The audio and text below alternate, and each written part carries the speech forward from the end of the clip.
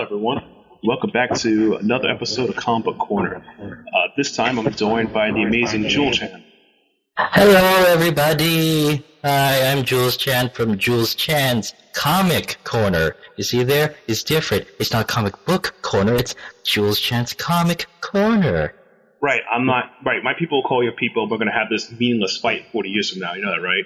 We're gonna have to fight. We're gonna have to fight over movie rights. Movie rights, DVD rights, the toy figure rights. I'm going all and then out. we're gonna have to reboot our stuff all over again. To make sure the original creator of this doesn't get paid at all. So that's hi, everybody. All right, so thanks for coming out. Everybody. All right, so again, thank you for coming out, man. As you introduce yourself, you've been doing the YouTube review scene for a while. You've been on the Outerhaven.net. Yeah, I've been with the Outerhaven for a few months now. I think since somewhere around March I joined, and but before that I've just been doing the whole solo thing on YouTube. Reviewing comic books, anime, doing several React videos, movie vlogs, things like that. Nothing special. Right, you don't have the esports money we all desperately need. YouTube money is not as good. This is why we have services like Patreon. Right, which we will link in the video. So. Yes, thank you.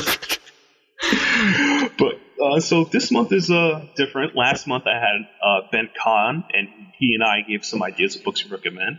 So this month, Julz and I will discuss things and books we recommend. But the first thing we're going to talk about is something that's happened so far in 2016 for DC. DC decided to roll out the new carpet, Rebirth, which launched 90% of their titles on number ones.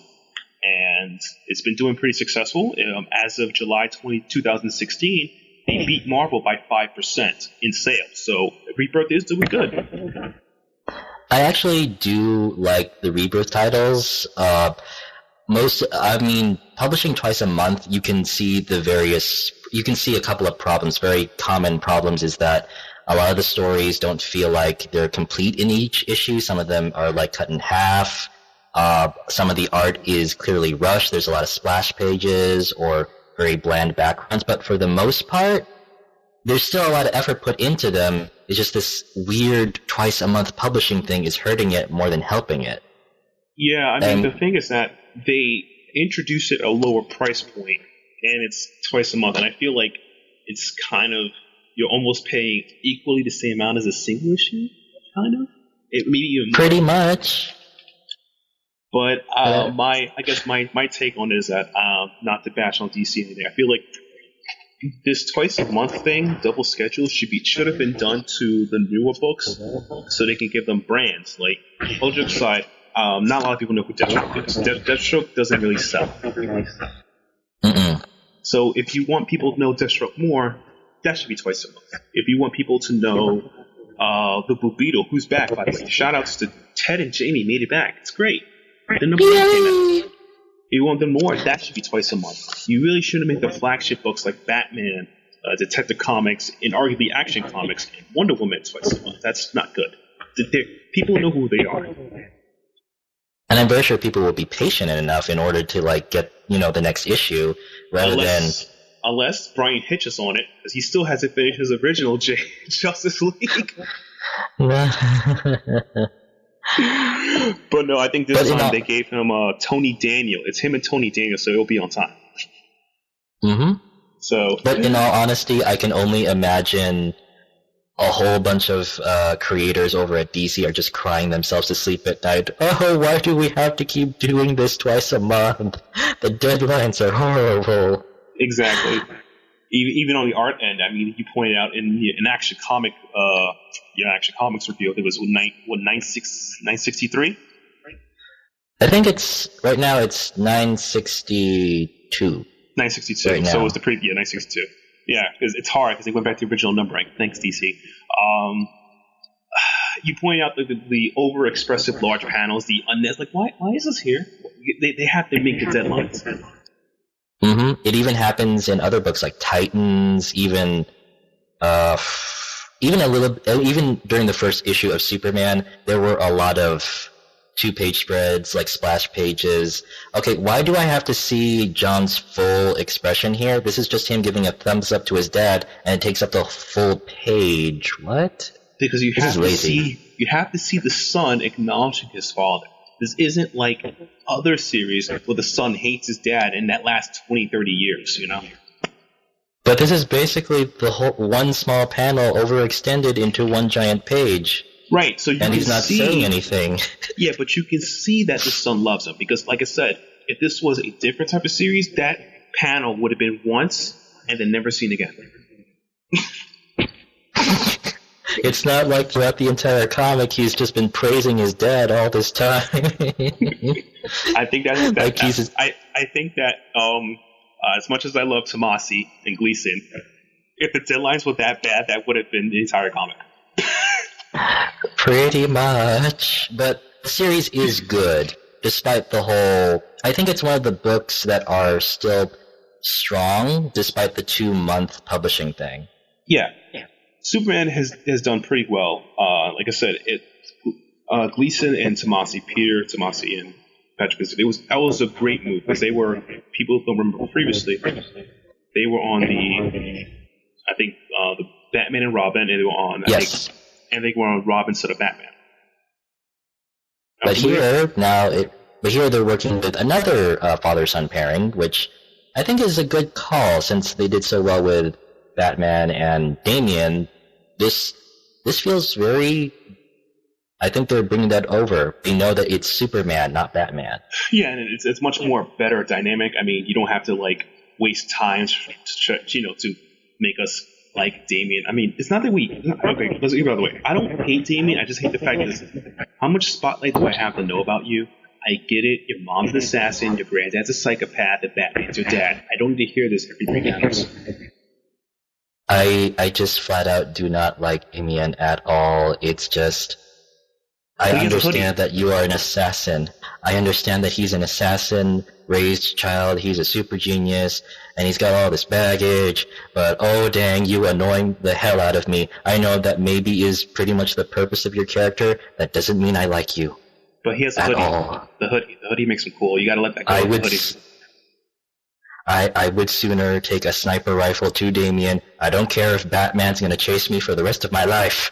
It's worth it. I rid the world of a greater evil. Could you imagine that he chases you only to hug you? Says, "Thank you for saving me. I don't pay child support."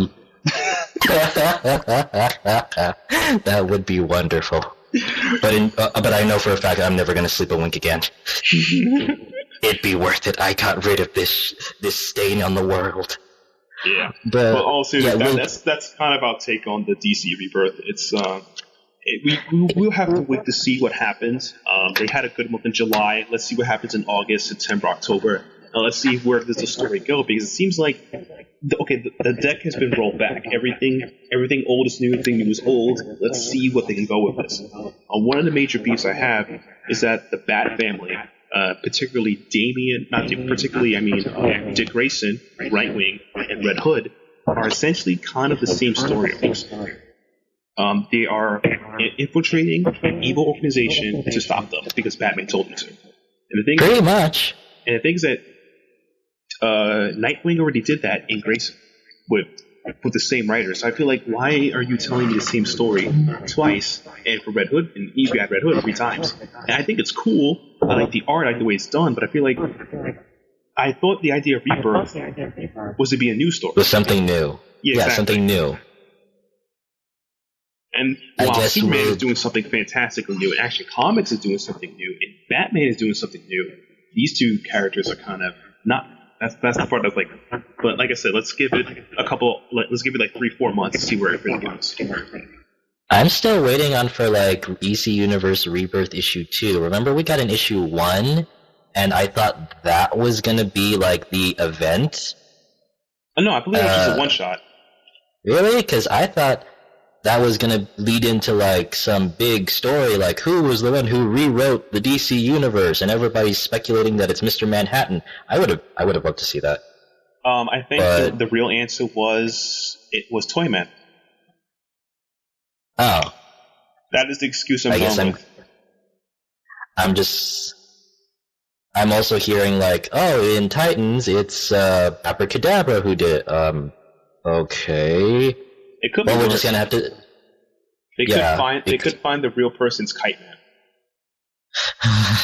That's so. Actually, if they could pull that off, remember, it's not the idea's fault. It's the execution of it. So if it turns out Kite Man actually did it, we'll just have to see where it goes. But yeah, Rebirth, the titles themselves are doing fine. I really like the direction they're going with. Like, I don't hate any of these people. They do feel like the characters that I know and love, and it feels like it's like, remember with Convergence and all the tie-in books? Oh God, Convergence, Jeff King, why? I mean, the main book is just average, but the tie-ins, all the tie-ins were glorious, and I'm feeling a similar vibe with the Rebirth titles. It really does feel like it's something new, and it's more fun. It's a lot more fun. I mean, that could just be me. Like, if you all love the new 52 titles, I'm not going to hold that against you. It's just, I feel like these are doing so much better. It's a new, fresh start. Now, the thing with the new 52 is that it did well, like the first, arguably, up to 3 years. Then it just kind of fell apart because the structure and everything else. So it's like... Oh, yeah. Yeah, all the people who were quitting, all the people who were complaining, all the big gimmicks and the horrible sales of certain books, like just like it was that was kind of the problem, and I think DC learned from that and they don't repeat that again, because if they repeat that again, Marvel's going to take the ball and do Marvel did what they did to them early in the year, just dominate the market. Pretty much. A lot of the decisions made in the New 52 are very similar to the ones in the 90s, and okay, let's not do that again. By the way, true tidbit, Julz, you may not know this, but the guy who did the bad thing in the 90s, Bob Harris, is actually the guy who is one of the heads who runs DC now. I know, and that is why. Yeah, and that's nice tidbit there. And also a lot of people in the editorial staff for DC were a lot of people who worked for Wizard magazine, and they were in favor of a lot of things you would normally see in the 90s. Exactly, yeah. This is a perfect example between talent and management. In my case, it's like DC and Marvel, regardless of whoever you like, have good talent pools. It's all about how the management does it, because if management's really bad, you can end up in situations like after year 352. We're gonna have like Dan DiDio giving us a bullshit excuse I'm sorry for swearing, but a terrible excuse for like why people in the DCU are not married. Or better yet, story in this timeline, story would show continuity. I can't believe you said that. I really can't believe you said that. I can't. I'm like, bruh. Story is the continuity, bruh. But yeah, so far Superman is doing great. Action Comics, not as good as Superman, but it's still going strong. I just wish it's living up to his name. It is. It's just there's a bit too much here. Like, I don't think the story moved ahead. It is living up to its name. There is action. Yeah, I remember that was actually one of your complaints in one of your recent reviews.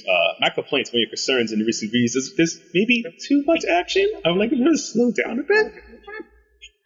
And like, have the story actually progressed? Because I don't think anything's moved on. And this is like the 6th issue? It's been, 6 issues already? Yeah. But another good book that has actually done well despite the problems with Rebirth is Aquaman. Aquaman is trying to rebuild relations between Atlantis and, the surface world. It's not easy. There are, of course, extremists, and they're getting into trouble, but it's all still fun. It's still fun. It's still serious, but fun. The thing about Aquaman is that I dropped off the Jeff Johns stuff. The Jeff Johns, and I'm sorry, it's Jeff Johns, but I feel like Aquaman is kind of preaching back to it, which is good, but I think I don't know who the new writer of Aquaman is. He needs to channel not just what Jeff Johns did, the writer before Jeff Johns, like a long time ago, what Peter David did. You need to channel both of those spirits, or just channel the fun. Like for Brave and the Bold, Aquaman, that guy was a goof. Arthur was a goof in there, and that was pretty fun. Arthur was well. We know what Batman Brave and the Bold Aquaman was. He was outrageous. He was outrageous. Yeah, just bring that into Rebirth Aquaman, and I would be like, I'm buying this every issue because you're just crazy. Although I think the best thing about current Aquaman is, his relationship with his wife, despite the fact that, Arthur, this whole thing with the surface world, do you really think it's worth it? Honey, I'm not giving up on this.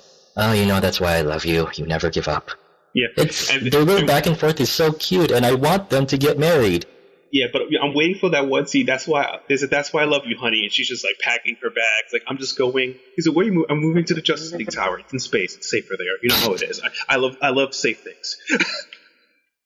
And also, the first 2 issues of Aquaman Rebirth were really, really good. That was fantastic. Yeah.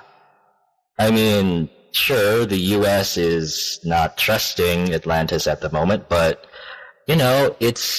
Arthur's not giving up. He really does want to see this dream come true, that relations between Surface World and Atlantis do happen. But it's not easy. No, it's not. He's trying to do coexistence, and it's pretty cool compared to the previous things we have on Aquaman, where he's an isolationist, he's defending his land. Like, nah, I'm going to do the right thing. I'm going to try to make us coexist. Like, even though all their soldiers are trying to fire at me, I still want to, not kill people and make it worse. Yeah. Especially since I'm a king, and whatever I do is going to be bad. Pretty much. Which is definitely something to check out. So we can totally recommend. It really is good. Yeah, it's a good series. I really like it. Another series, Julz, I think you recommend, as you mentioned earlier, was the Titans, but there's only one flaw of the Titans. One flaw. Yeah, one big flaw with Titans, the artwork. The characters are good. Their story, okay, finding out who did this to Wally or who's been erasing their history. That's a good story. Their relationship together, it does feel like the Titans all over again, or at least the Teen Titans all over again. But, Brett Booth's artwork you can stomach it, but it is so hard to do so. It's rough. It's like, you've seen Greg Land's art before. He photoshops and traces, right? Uh-huh. I'm almost convinced. Times 5 that. Like, over-detailed musculature, like, I can tell he's only used to drawing women. And because everybody looks so slender. Dude, he has Roy Harper's face looking like he just got out of a stag film. I'm like, what the hell? I just can't. I can't do it. I can't. Like, and then when he tries to make them buff, like, okay, that's way too much. Yeah, it's like 90s buff. It's like, dude, where's your waist? And the colors are so weird too. Like, when it's daytime, okay, it's fine. Nighttime, why is there a stupid filter on everything? I don't know. Brett, we're not being mean to you. Just this criticism. You're not a bad artist. It could be because you have to reach deadlines, but please, we want to enjoy this literally and partly. Please. Yeah. I nearly called him the Rob Liefeld of the modern day. Wow, that's harsh. It's harsh, but he's getting there. I'm scared. If you do that, I swear this team up's over. I'd be like, I'll have a podcast and say, this was completely off the record. I have never worked with Julz Chan before. I'm saying it was that. No, it's like I'm not ready to say that yet because you have to work really, really hard to be Rob Liefeld. True. You have to work really hard. True. But I should not have to turn my comic on its side for... This is just a scene of them trying to read Wally's mind, and all of the rest of them are just standing. Yeah. And there's barely any dialogue here. It's like, what is this? Yeah. And it's with his very weak artwork. It's like, ugh. Okay, Brett, please go back to art school, please. At least the Kubert School does take entrance all year round. Just saying. Yeah, but there is talent here. I can tell he's like a Jim Lee acolyte, but he needs to sharpen his skills. And that's like one of the things I've always kind of dislike about certain artists when you base yourself on that style. You need to find a way to identify it and not just tune it to be yours, tune it to be theirs, because you're just gonna get the situation we're in now. Like, remember all these people who copied the Liefeld style of art? Look, half of them are, out of work. Whereas, and also, even if you do follow Jim Lee, it's blending together. Yeah. And we could just pick one of you and that'd be it. Exactly. Like, the thing is that, look, Darwin Cook is a cartoonist, rest in peace. A lot back in the day, people used to call him, and this is true, this is not being a jerk to him, people call him Bruce Timm Clone. And in essence, he kind of was, but he developed his own style of cartooning. He did what he did, and he became his own style. Problem is that people nowadays, if you copy Jim Lee's style, and I don't think Jim Lee's style is that great. I never really fell in love with it. I think it's the standard. It's the DC House style. That's the way to call it. It's the standard. It's like, oh, it's Jim Lee. You expect it. Exactly. I feel like they also kind of standardize that art set through, I guess, the rest of the comics, depending. But it's a whole different thing. But yeah, don't be Jim Lee. Just use Jim Lee as a model, and then try to do something like be like Allred. Just be weird. It'd be cool. But aside from the art, Titans, you actually like these people. There is a sense of they feel like roommates. They feel like a family, and it's fun. And it's fantastic. I mean, it's even their new interactions, they still have that sense of, like, if you ever read the original Teen Titans of Wolfman and Perez, they still have that essence. They still have the quips and everything. It feels like it isn't like, oh, these are new things. These are old things that they've done before. They're trying to remember how it happened and what happened. That was actually the coolest part. Shout out to Dan Abbott. That's pretty cool. Because he wrote Titans Hunt before, and I believe that's completed. And it was Titans Hunt fixed a lot of problems with the current, with the history of the Titans. In 52, yeah, because it seemed like there were no Titans before, but yet there were references to ones before. It fixed it. It fixed it. That's all I'm going to say. Yeah, and it kind of fixed it, more or less. And the thing is that they gave him a shot to now try this, which is a good idea. It works for him. So I think Titans is a good issue, a good series to go through. But again, you have to suffer through the art, and that's going to be hard. That's going to be hard for some of us. Maybe some less for others who aren't art critiques like us from mustaches in the air. So it's not like one of us is like an art minor or anything. oh, minor. You know what? I minored in sarcasm. Okay, that's how hard that is. Very. But it's a good thing he's drawing Nightwing, because I will love Nightwing no matter what. even if he's being drawn by Greg Land. You're Nightwing. I love you. I still will not let go. No matter what, even if it's Greg Land artwork. That's true dedication, my friend. That's true dedication. I read the miniseries. I read the Greg Land miniseries of Nightwing with Chuck Dixon, where he had the mullet and that shit. That's strength. I still love you. Wow. You want to see a doctor about that? Nope. I still love you. Okay, I'm just going to call 911 after this, okay? So while I'm calling 911, Rob Liefeld was also famous for starting Image.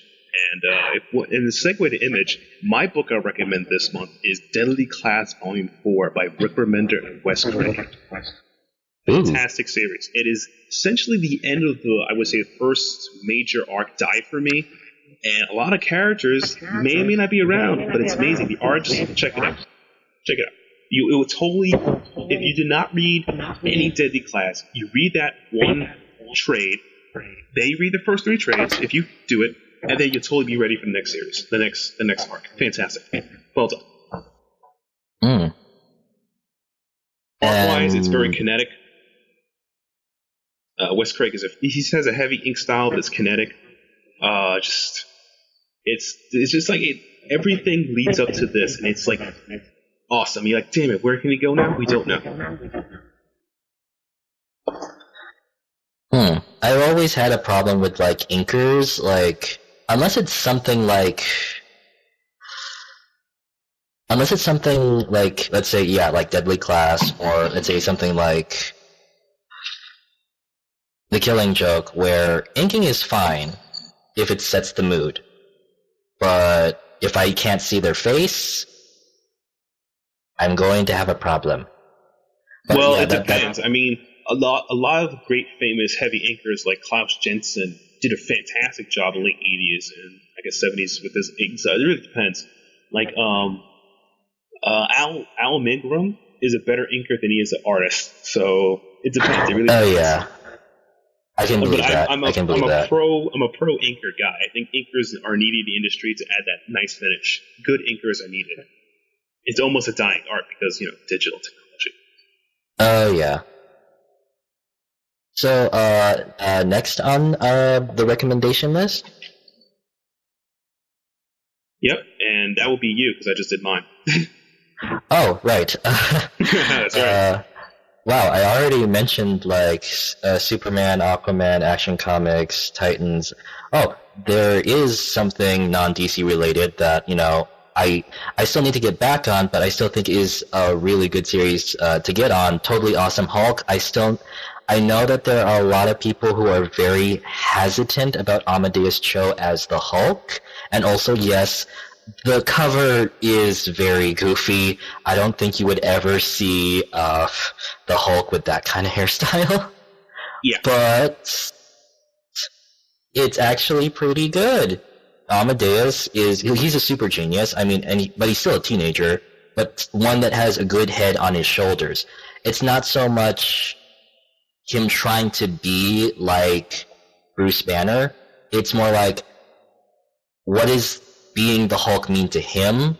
How is he going to control the beast within? And he's sort of having a hard time, but I think he can get through it. And also, he's not alone in on this. Plus, his sister drives a flying noodle shop cart with a trash can looking robot. And they go around capturing monsters and stuff. In one issue, they go up against, I think, I forgot what it was called. The Green Dragon. Fing Fang Foom, the Dragon of Doom. Yes, it was great. And Amadeus Cho, he plays a very egotistical, kind of very comedic Hulk, and that may sound cringeworthy, but it is glorious. It's a different Hulk. He essentially does bad ideas just to see how great he'll look at it. Mm-hmm. He'll even still try to hit on women on the beach as the Hulk. Yeah. Dude, you're forgetting your pants. That kind of came off during the battle. Yeah. Doesn't work, yeah. And speaking of Hulk, later on, I think later this year, Amadeus Cho will be joining a whole bunch of younger, Marvel characters, and they'll be known as the Champions. He's going to be joined by young Cyclops, Nova, and Kamala Khan as Miss Marvel, and Viv from the Visions. Oh, and Monster as a Spider-Man. I actually can see this dynamic really working. I'm excited to see that. Yep. And the creative team on it's Mark Waid, who... hate him or love him, but he has some pretty stellar hits the last 5, 6 years. And Amazing X-Men. Yeah, and Roberto Ramos as the artist. He did Amazing X-Men. His Daredevil run will be remembered forever. His Archie series is fantastic. So, Wade's on a roll again. Yeah, he is. like I don't ever regret buying the Daredevil stuff or the Amazing X-Men stuff. I love it. It's amazing. It's just Humberto Ramos. It's a 50-50 sort of thing. Humberto Ramos, I feel, he's an acquired taste in some aspects. Sometimes art's all loose to the place, sometimes well defined. Like other times. Oh, continue. Sorry. I'm sorry. It's just sometimes he makes his character faces look like putty. Yeah. I think it works better when he's working with a lot of heroes who have masks. That's why it was okay in Spider-Man, where I don't see Peter's faces as much, and also since he's very fidgety and he's always energetic, okay, this art style suits it. It's perfectly fine. I know he's trying to emulate a sort of anime-ish kind of style, but yeah. I've seen other artists incorporate an anime-ish style, and I can say that's more anime than Humberto Ramos. I think, or maybe he could be trying to have anime-ish style, but he's more emulating, I would say, the kinetic form style that was famous by Joe Facero in the late 90s.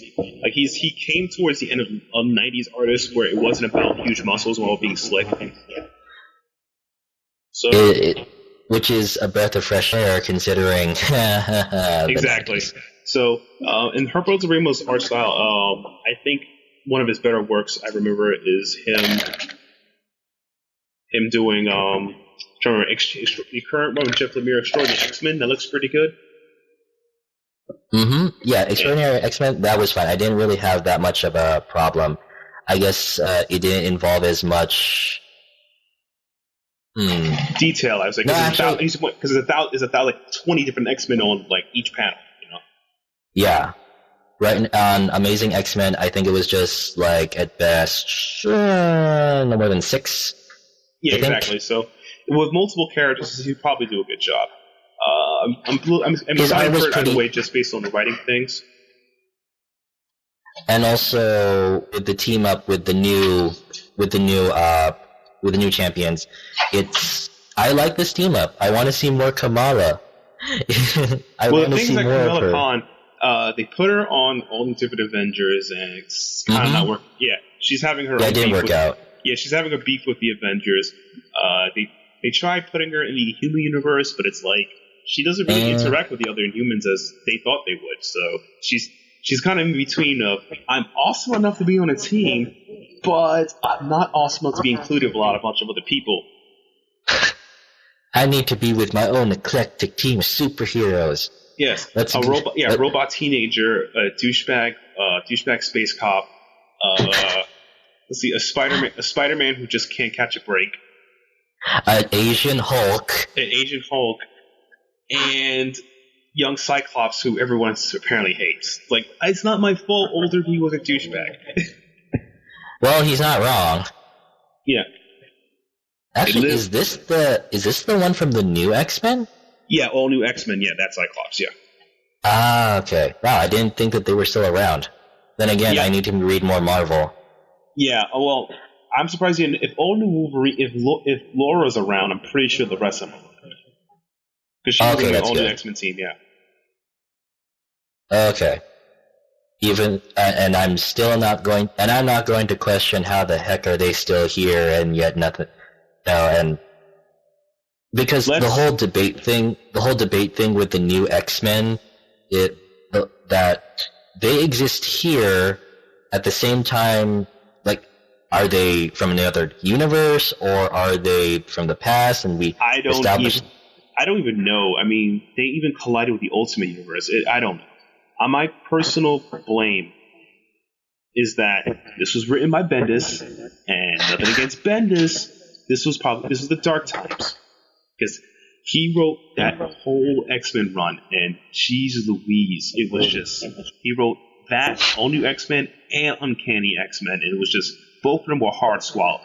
If you were an X-Men fan and you stuck through it, you're a goddamn trooper. Get your metal star. Go down to Marvel Studios, like Marvel offices in California, and get your goddamn medal, because you earned that shit. You also deserve a free T-shirt and mug. That I read Bendis' X-Men and did not complain.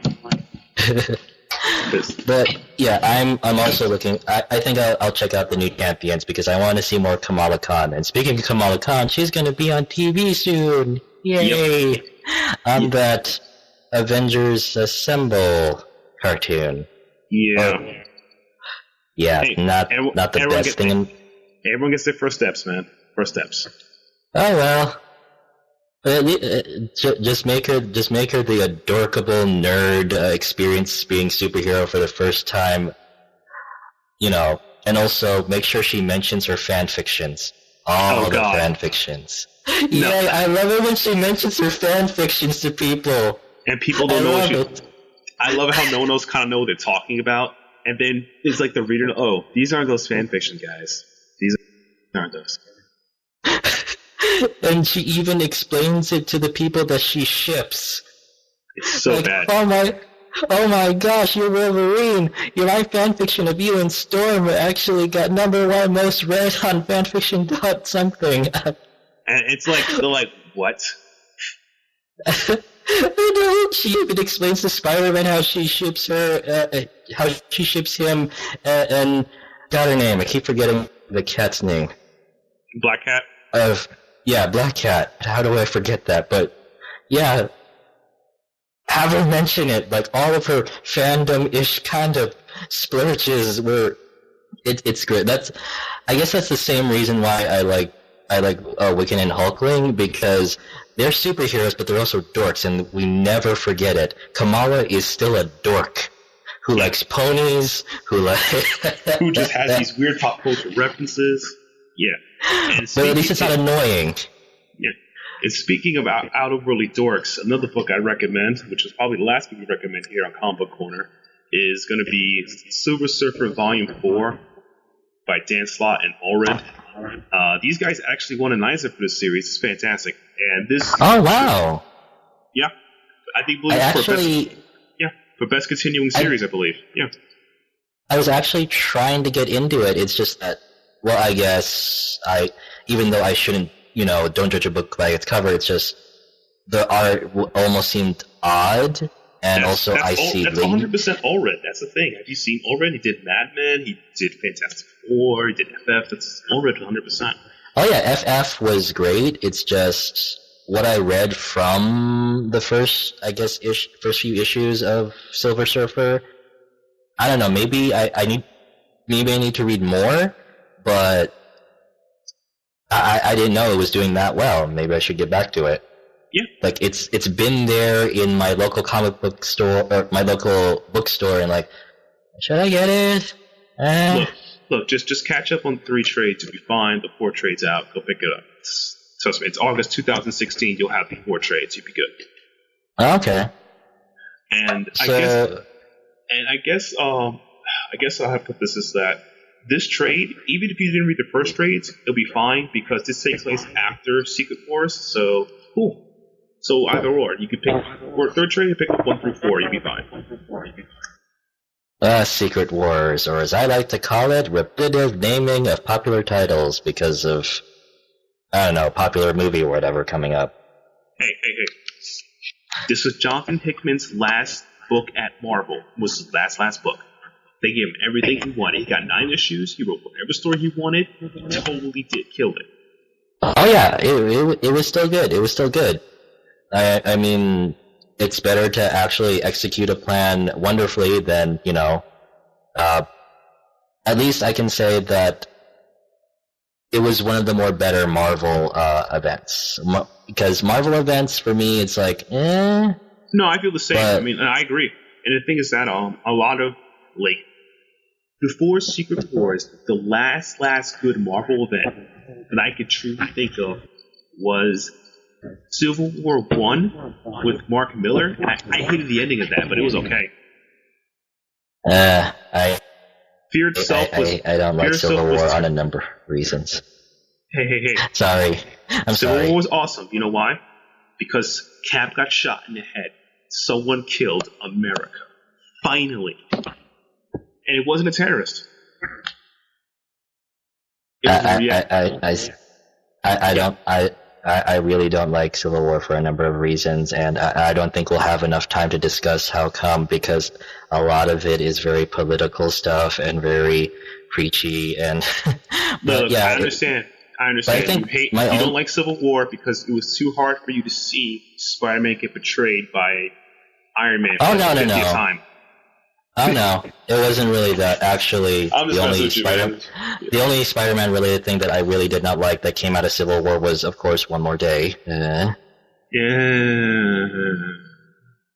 You mean one more regret? Just call it that. One more regret, yeah. But the only other Marvel event that I can say that I really liked was Chaos War, only because of the sheer scale of it. Like, how do we go above and beyond the scale of like Secret Wars? Well, let's have like a reality-destroying event where even the gods themselves are scared, and we will be returned to nothing, like literally.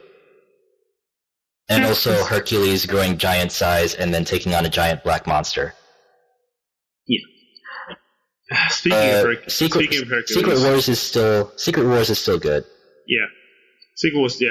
John Hickman's Secret Wars is great, and so was Jim Shooter's first Secret Wars of Mike Zeck. That second one, Secret Wars 2 with him and Al Milgrom was awful, so that doesn't count. The Beyonder has to go to Earth to learn how to pay. Yeah, so bad. That is essentially it. Yeah. Pretty bad. But yeah. But anyway, guys. Yeah, that's our recommendations. Yeah, be sure to check us out. Yeah, be sure to check us out on social media. The links will be for the video as well as the article, if the article comes up. And thank you, Julz, for coming up for this episode. Yeah, and thank you so much for having me. I know that we kind of went back and forth, and I think I stepped over a bit, but I still had a lot of fun. I really did. No, it's good. Maybe you'll come back next month, and maybe you will tell me your real reason why you hate Civil War. You just hate. No, we're gonna need a whole video on that. We're gonna need a whole entire video on that. No. This is your explanation to me. I hate Civil War because Mark Millar stole my ice cream when I was a kid. That's the real reason. He took your ice cream, dude. You were 4 years old. Let it go. Yes, it was a mint chocolate. But yeah, thank you so much for having me. And if any of you actually liked having me around, then you could like, comment, and subscribe on my stuff via YouTube and follow more of my work on the Outerhaven. I do these things called reviews all the time, and sometimes I appear on video with a steampunk-looking guy with abs. Which is not me. I'm totally, I don't have abs anymore. But yeah, follow me on Facebook, Twitter. Of course, YouTube, and if you can, take pity on my poor soul. Go to Patreon and stuff, and I could probably do more of my videos a lot more often. I try to keep up as much as possible, especially with Rebirth. It's so hard to actually produce a video every week on Rebirth. I haven't even gotten to Teen Titans. Or I haven't even gotten to Titans, or even gotten to review Power Rangers yet. Oh yeah, and I also do Power Rangers.